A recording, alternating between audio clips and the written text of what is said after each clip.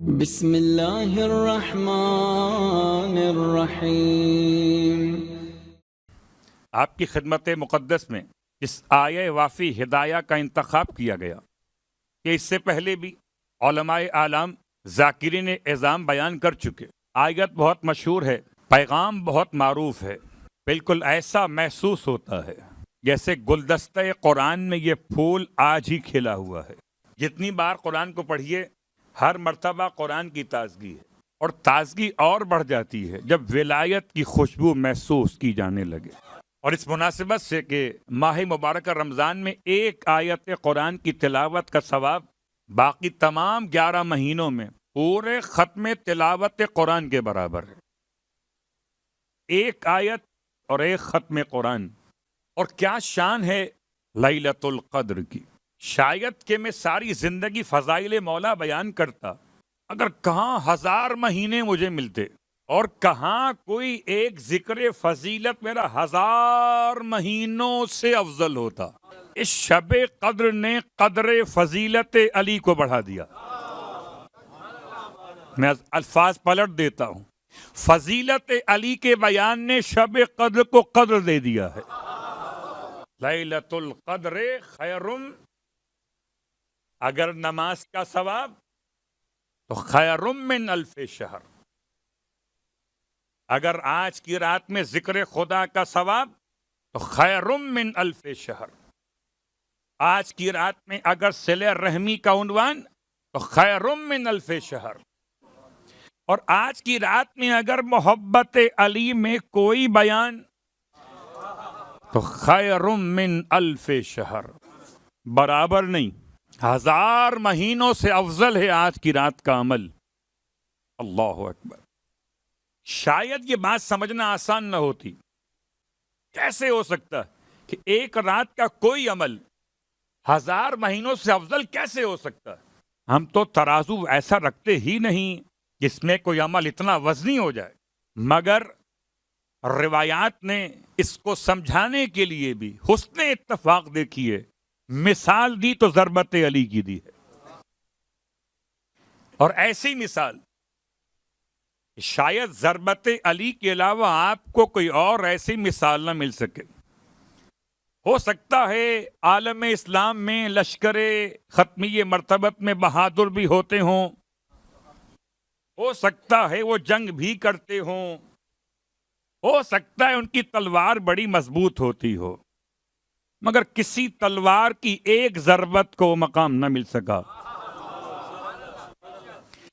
جب سارے اصحاب کی تلواریں مل کر علی کی تلوار کی ایک ضربت کا مقابلہ نہ کر سکیں، تو سارے اصحاب کے ہاتھ مل کر علی کے ہاتھ کا مقابلہ کیسے کر سکیں؟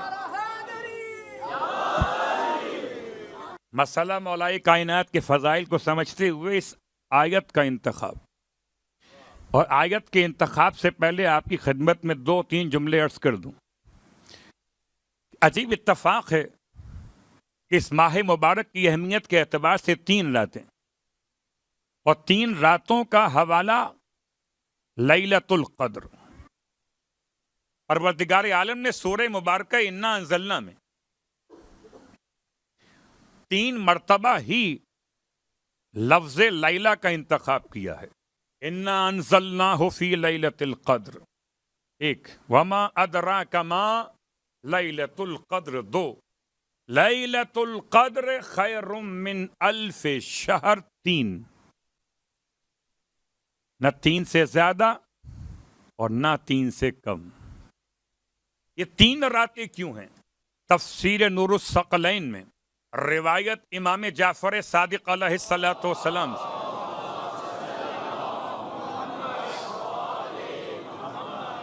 پوچھا گیا مولا سے کہ یہ 19ویں، 21ویں اور 23ویں شب، یہ 3 راتیں کیوں ہیں، ایک رات کیوں نہیں ہے؟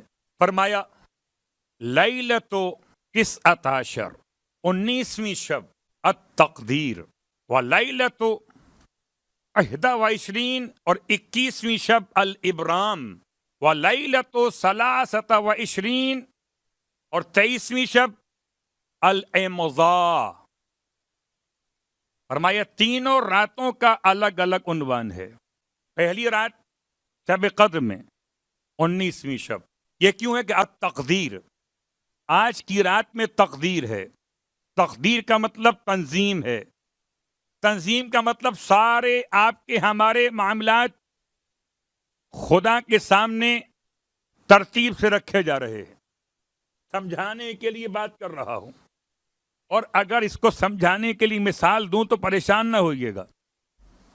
اگر کسی مملکت کو IMF سے قرضہ چاہیے ہو تو ایک طرح کا معاہدہ نہیں ہوتا. اسٹاف لیول کا الگ ہوتا ہے، اس کے بعد ان افراد کا جو ڈائریکٹر ہوتے ہیں اس کا الگ ہوتا ہے. بعد میں آخر میں جو اناؤنسمنٹ اور قرضہ پاس کیا جاتا ہے وہ الگ ہوتا ہے. جب کوئی مملکت کسی دنیاوی ادارے سے فنڈ طلب کرتی ہے ایک دم نہیں مل جاتا، اس کے سلسلے ہوتے ہیں الگ الگ. ایسے ہی ایک رات آج ہے، آج کی رات تقدیر ہے، اور آپ نے آج کی رات کو ایسا بنایا ہے کہ خود ہی کو کر بلند اتنا کہ ہر تقدیر سے پہلے آپ اپنے گھر کو چھوڑ کے، بستر کو چھوڑ کے وہاں آ گئے جہاں چہردے معصومین کی آمد کا یقین ہے. ایک رات ہے تقدیر. دوسری رات 21ویں شب. یہ کیا ہے کہ لیلۃ الابرام. ابرام کیا ہے؟ ابرام کہتے معاہدے پر نتیجہ حاصل کرنا. معاہدہ ہوا 19 کو، معاہدے پر نتیجہ فائنل ہوا 21 کو، اور پھر امام فرماتے ہیں 23 کو الامضا، خدا کی طرف سے دستخط ہو گئے. اس لیے آپ کو میں نے بتا دیا کہ ایسا نہ ہو کہ آج کے بعد نہ آئیے گا. پھر آج صرف تقدیر ہے. ابراہیم 21 کو ہے، امضا 23 کو ہے. میں کہوں تو میرا قول ہے، اور امام فرمائے تو حجت خدا ہے. امام علیہ الصلوۃ والسلام کے اس فرمان کے ساتھ آپ کی خدمت مقدس میں ایک جملہ اور کہہ دوں کہ سارے سال آپ کیجیے عزاداری اہل بیت. ہر سال میں، ہر مہینے میں اور ہر دن کے اعتبار سے آپ کو اس کا اجر و ثواب ملتا ہے، اور اجر و ثواب مہینے کے اعتبار سے اور دن کے اعتبار سے. لیکن ایسا اجر و ثواب کہ پھر ادا کیجیے اور 1000 مہینوں سے افضل ہو جائے، وہ صرف عزائے علی ابن ابی طالب علیہ الصلوۃ والسلام، کسی اور امام کی شہادت نہیں ہے اس ماہ مبارک میں. تو کوئی تو خاص بات ہے کہ باقی سارے ائمہ، 12 میں سے 11 ائمہ، 11 میں سے 10 ائمہ، 10 ائمہ کا ماتم سال بھر، امام اول کا ماتم ماہ مبارک میں. اور ایسا ماتم کہ ایک ماتم کی آواز کا ثواب 1000 مہینوں کے ماتم سے افضل ہے. آپ کی آنکھوں سے بہنے والے ایک آنسو کا ثواب 1000 مہینے کے آنسوؤں سے بہتر ہے. اب آپ کی مرضی ہے کہ جتنا سمجھ سکیں اتنا اپنے امام کو یاد کریں. اور چونکہ اس سے پہلے بھی اشارہ کر چکا، میں نماز عشاء کی اقامت سے پہلے آپ کی خدمت میں دوہرا دیتا ہوں. بس خیال کیجئے گا، جب ثواب بڑھ رہا ہے تو پھر عقاب بھی بڑھتا ہے. آج کی رات میں، یہ آنے والی شب ہائے قدر میں کوئی ایسی غلطی نہ ہونے پائے، کوئی ایسا گناہ نہ ہونے پائے جو ہمارے مولا کو شرمندہ کر دے. اور شاید ان راتوں کی تربیت مجھے اور آپ کو اس مقام پر لے جائے جہاں ہم مولا کے ان چاہنے والوں میں شامل ہو جائیں کہ جن پر مولا فخر کریں. شب قدر میں سونا روایت کے اعتبار سے، اگر اس رات میں کوئی عمل نہ کر سکے تو رات بھر جاگیے، تو رات بھر جاگنے میں ثواب ملے گا.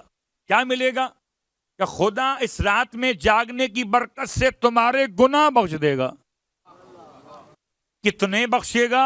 4 کیے کہ 40 کہ 400 کہ 4000؟ کتنے کیے کا حساب نہیں آتا.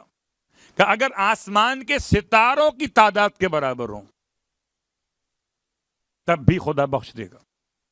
نمبر 1، گنتی میں آسمان کے ستاروں کی تعداد کے برابر ہوں آج کی رات میں، شب قدر میں، اگر جاگتے رہے خدا بخش دے گا.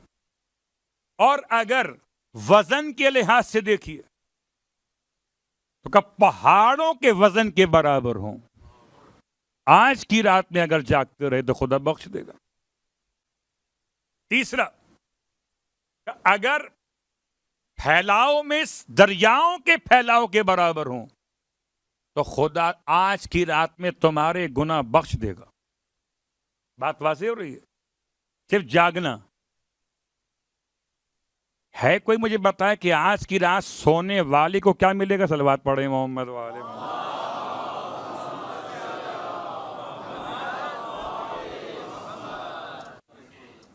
یہ تو آپ نے سن لیا کہ جاگتے رہے تو یہ سب ملے گا، اور سو گئے تو پھر کچھ نہ ملے گا. سوچئے، کائنات کا اصول بنا جاگو تو ملے گا، سو جاؤ گے تو کچھ نہیں ملے گا. زندگی گزارنے کا طریقہ مولا کائنات علی ابن ابی طالب علیہ السلام سے بہتر کون بیان کر سکتا؟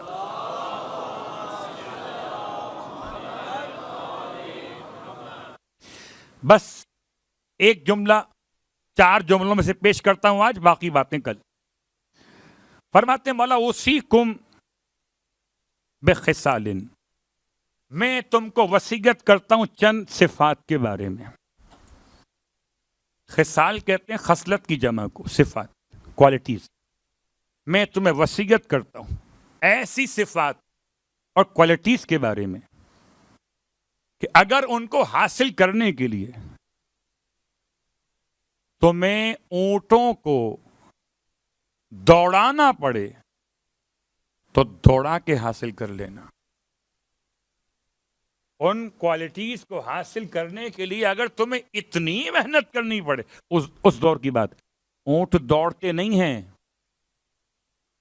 اونٹوں کی دوڑ آسان نہیں ہوتی، گھوڑوں کی آسان ہوتی ہے. اس لیے امام نے لفظ کو استعمال کیا آبات الابل. تمہیں دوڑانے پڑے اونٹ اگر، تب بھی دوڑا کے وہاں تک پہنچنا اس کو لینے کے لیے. کیا کون سی صفات؟ پہلی صفت یہ ہے،